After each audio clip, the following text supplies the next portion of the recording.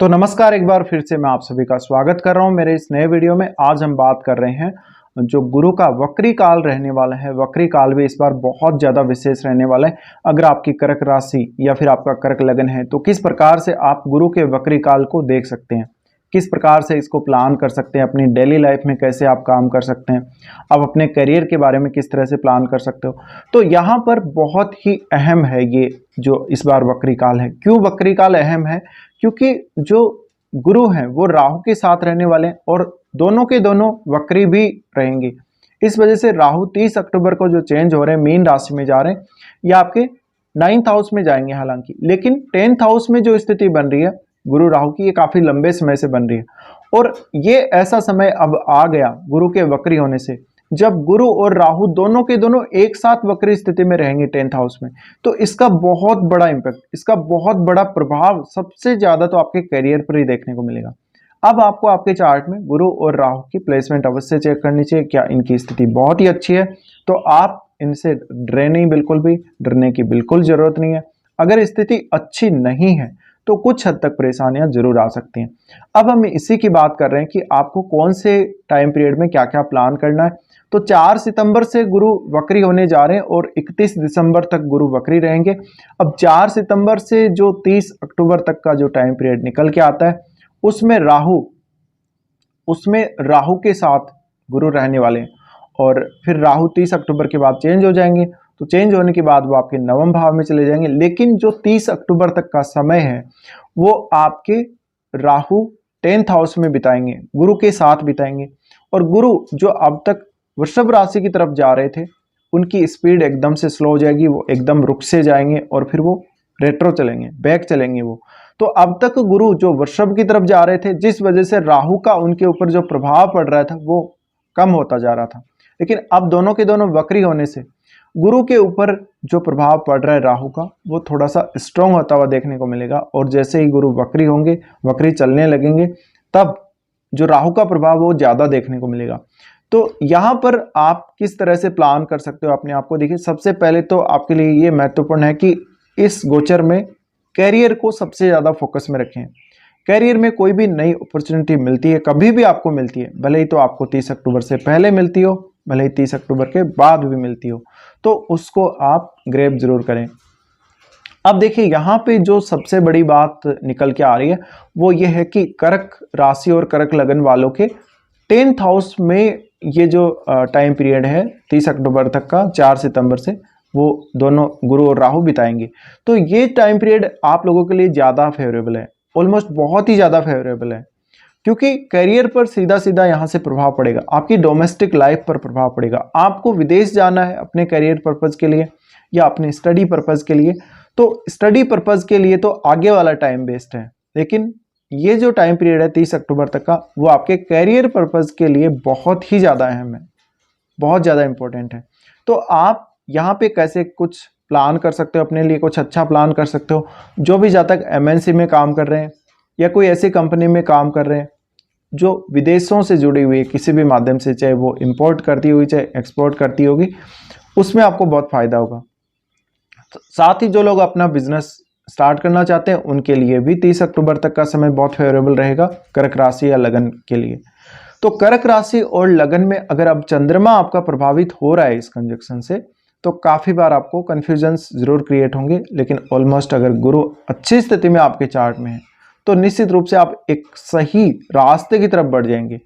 अब ये जो प्रभाव पड़ रहा है गुरु और राहु का एक साथ जो प्रभाव पड़ रहा है, उस वजह से ऐसा हो सकता है कि आपके पास ऐसे मल्टीपल चांसेस आ सकते हैं करियर को लेके। जो भी आप जहाँ भी वर्क प्लेस पे काम कर रहे हो वहाँ पे कुछ ना कुछ अच्छा होगा, पॉजिटिविटी देखने को मिलेगी। लेकिन अगर आपका राहु अच्छा नहीं है आपके चार्ट में, तो इसका एक गलत प्रभाव या करियर पर कुछ नकारात्मक असर पड़ सकता है।